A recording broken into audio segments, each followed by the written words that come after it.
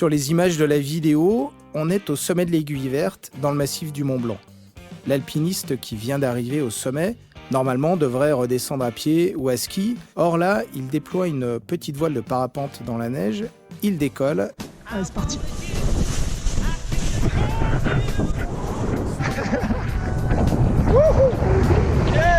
Et une dizaine de minutes plus tard, se pose dans l'herbe verte, au fond de la vallée, à Chamonix.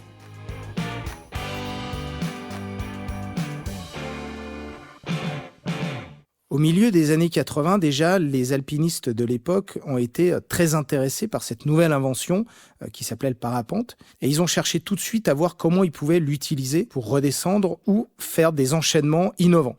Depuis une dizaine d'années, l'évolution du matériel et notamment son allègement a complètement transformé l'utilisation du parapente par les alpinistes.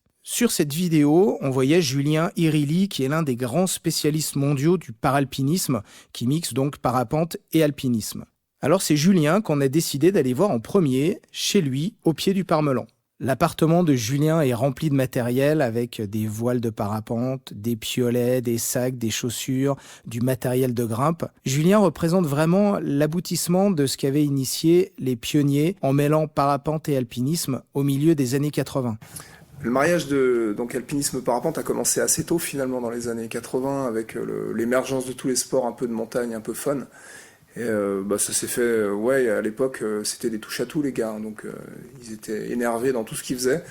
Et donc le parapente c'est obligatoirement est apparu comme étant logique pour redescendre des hautes montagnes, hein, donc c'est apparu très tôt. Les gars donc à l'époque qui tournaient beaucoup en alpinisme et en parapente, c'était des gars comme Jean-Marc Boivin ou Christophe Profit qui ont fait connaître un peu la discipline aussi en haute montagne parmi les alpinistes. Et toi, qu'est-ce qui t'a inspiré chez eux? Qu'est-ce qui te fascinait chez ces gars-là? C'était leur polyvalence et le fait qu'ils étaient aventuriers, ils voulaient utiliser vraiment tous les moyens pour parcourir la montagne. Donc ça c'était fascinant. Et franchement, ils étaient culottés parce qu'avec le matériel de l'époque, c'était pas rien que d'essayer de décoller de certaines montagnes avec des ailes qui étaient si peu enclins à décoller, à gonfler.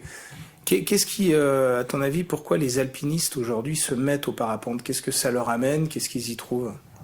Je pense que les alpinistes actuels, on est quand même dans une époque où il y a beaucoup de disciplines et on a envie de découvrir d'autres choses. Et le parapente tombe à point nommé pour une personne qui est avide de sensations déjà et puis en plus de découverte d'un nouveau élément qui est l'air. Je pense que ça semble tout indiqué pour un alpiniste. L'alpiniste en plus, il a vraiment l'esprit un petit peu téméraire.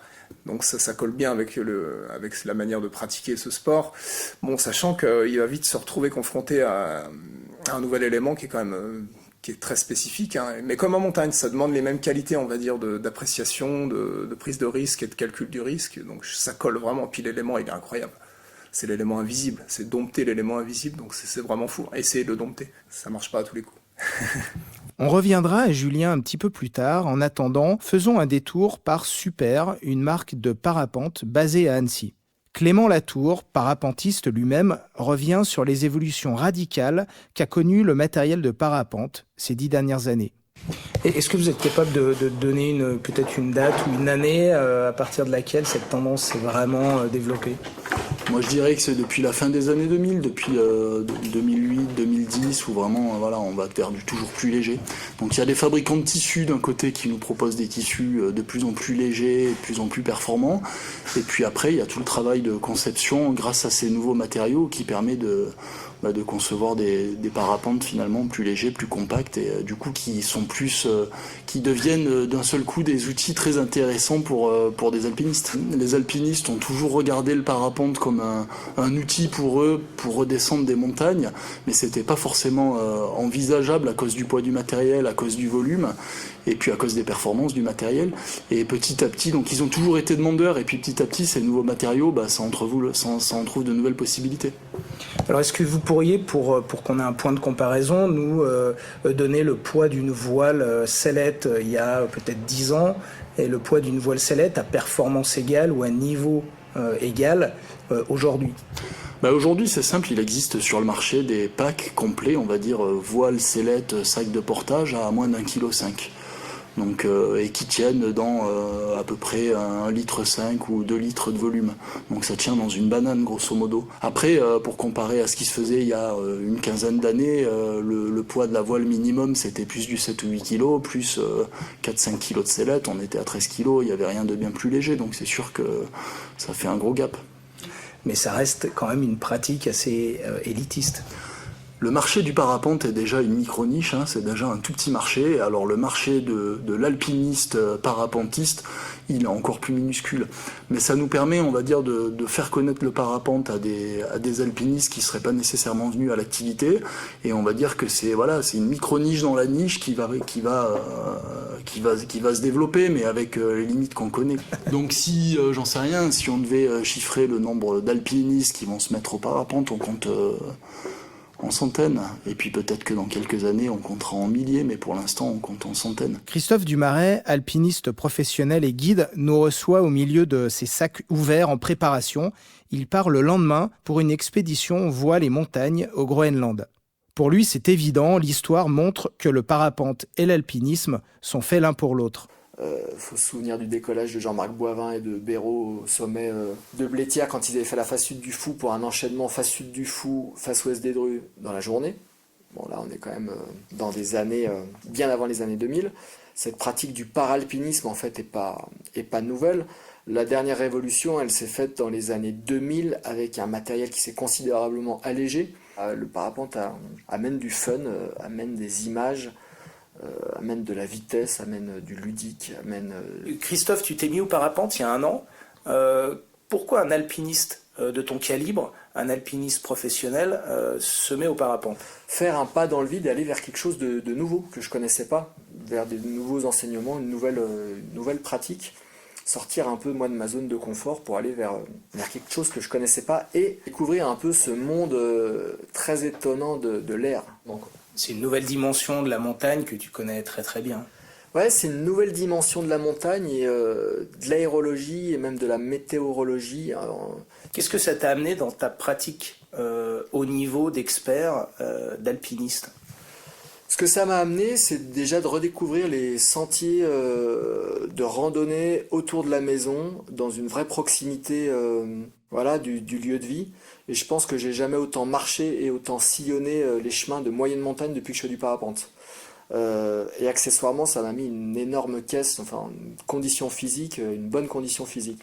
Et puis ça permet de redescendre vers le monde d'en bas, vers la vallée, pas de manière instantanée, mais presque. Ça peut permettre, il y a des projets en tête que j'ai pas pu encore expérimenter, de faire des approches risquées par la terre, mais qui peuvent être moins par les airs. Ça permet de s'échapper plus vite de la montagne par les airs et de réduire le temps de présence en fait dans un environnement qui est quand même hostile, dans lequel il peut y avoir des dangers, de chute de pierres, de chute de sérail, d'avalanches, de crevasses, etc. Donc en même temps il y a un côté engagé, mais on peut aussi finalement trouver un certain côté sécuritaire, paradoxalement. On revient chez Julien et Rilly pour parler matériel, et pas seulement matériel de parapente, mais aussi et surtout matériel de montagne. L'allègement des chaussures, des piolets, des vêtements, des sacs à dos ouvre de nouvelles possibilités aux alpinistes. Le matériel là, qu'on décline maintenant quand on se déplace comme ça, que j'essaie de faire des enchaînements dans une journée en moyenne montagne avec mon parapente, ça se rapporte au matériel de trailer. Hein. Donc je suis équipé comme en course à pied, donc là il faut du matos très light, hein, c'est sûr.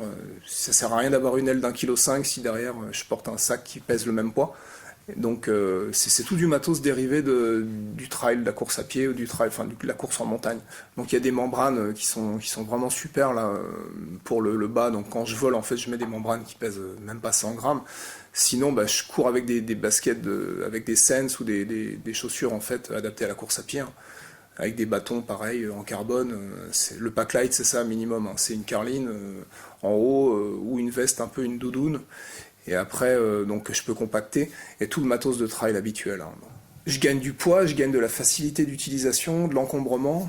Donc oui, c'est hyper intéressant, quoi. Et même de l'isothermie, des fois c'est même plus chaud. Donc c'est excellent. Comme les parapentes ont énormément progressé, le matos suit derrière et on essaie de développer du matériel adapté, quoi, qui évolue aussi très vite. Et pour terminer, rêvons un peu en nous envolant avec Julien dans l'un de ses derniers périples au Mont Blanc.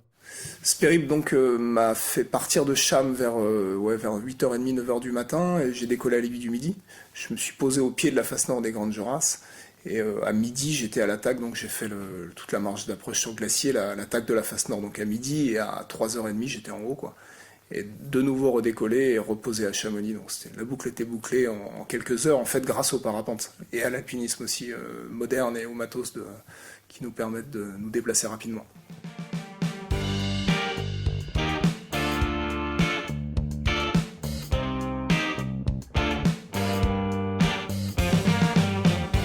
Merci de votre fidélité et merci à toute l'équipe de réalisation d'Outdoor Podcast, Nathalie Écuer, Jérémy Rassa, Pierre Sédou et pour cet épisode, Bruno Bertrand de Salomon.